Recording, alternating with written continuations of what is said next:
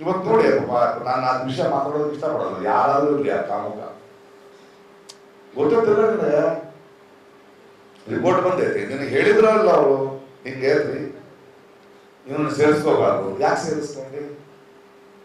Bridge motion ಅಂತ ಹೇಳಿದ್ರು ಇವನವ್ರಿಗೂ ಎಲ್ಲ ಕಾಮಗಾರಿ ಸೇರಕೈತಾರೆ ನಿನ್ನ ಪಾರ್ಟಿ ಒಳಗೆ, ಇವ್ರು ಓಟ್ ಕೊಡಿ ಅಂತ ನಿನ್ಗೆ ಗೊತ್ತಿರಲಿಲ್ಲ ನಿನಗೆ.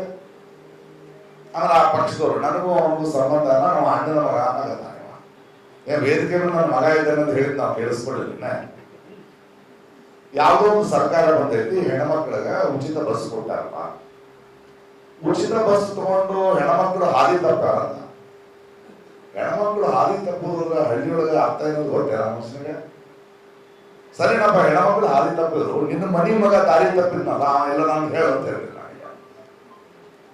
ಕೇಳುದಿಲ್ಲ ಪ್ರಶ್ನೆ. ನಾವು ಅಲ್ಲಿಂದ ಇಲ್ಲಿ ಬಂದಾರ ಮಹಾಪ್ರಭುಗಳು, ಮೊನ್ನ ಕಲ್ಯಾಣ ಕರ್ನಾಟಕಕ್ಕೆ ಬಂದಾರ.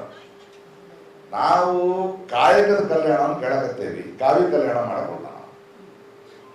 ಅಲ್ಲ ಬಂದು ನೇಹ ಪ್ರಕರಣ ಮಾತಾಡ್ತಾರೆ.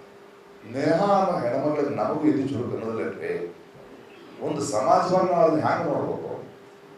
ನೇಹ ಅಂತ ಹೆಣ್ಮಗಳು, ಅದಕ್ಕೆ ಮುಂಚೆ ಇನ್ನೊಂದು ಮುಸ್ಲಿಂ ಹೆಣ್ಮಗಳು, ಅದಕ್ಕೆ ಮುಂಚೆ ಇನ್ನೊಂದು ಹೆಣ್ಮಗಳು, 10 ಕೇಸ್ ನಡೆದೈತಿ. ನಾವು ಸಮಾಜದಲ್ಲಿ ಜವಾಬ್ದಾರಿ ಹೆಣ್ಮಗಳು ಈ ದೇಶದಾಗ ಹಿಂಗೆ ಯಾಕೆ ನಡೆಯೋಕ್ಕಾಗೈತಿ, ಹೆಣ್ಮಕ್ಳ ಮೇಲೆ ಯಾಕೆ ಈ ದೌರ್ಜನ್ಯ ನಡೆಯಾಕತ್ತೈತಿ, ಇವು ಹುಡುಗರಿಗೆ ಏನಾಗೈತಿ, ಪ್ರೀತಿ ಪ್ರೇಮ ಅಂತ ಮಾಡ್ಕೊಂಡು ನೋಡ್ಬೋದಿದಾವಲ್ಲ.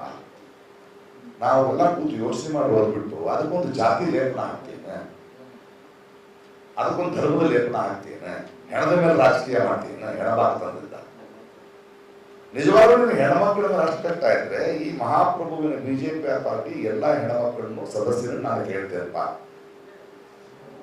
ಆ ಯಾವನೇ ಇರಲಿ ಕಾಮುಕ, ಇದು ಅಶ್ಲೀಲ ಚಿತ್ರ ಅಲ್ಲ, ವಿಕೃತ ಕಾಮ ಇದು.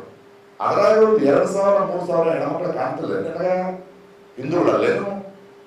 ಅದನ್ನು ಪ್ರತಿಭಟನೆ ಮಾಡಿದ್ರು ನೀವು, ಯಾಕಂದ್ರೆ ಅದಕ್ಕೆ ರಾಜಕಾರಣ ಇಲ್ಲ, ಇವ್ರು ಕಡಿಯೋರಲ್ಲ. ನೋಡಿ, ನಾವು ಈಗ ಪ್ರಶ್ನೆ ಮಾಡಿದ್ರ, ನಮ್ಮೊಳಗೆ ನಾವು ಕೂತ್ಕೊಂಡು ಯೋಚನೆ ಮಾಡ್ತಿದ್ರ, ಎಲ್ಲಾ ರಾಜಕೀಯ ಪಕ್ಷಗಳು ನಮ್ಮನ್ನು ಮಂಗನ್ನ ಮಾಡೋದು ಬೇಕೇನು ನಮಗೆ?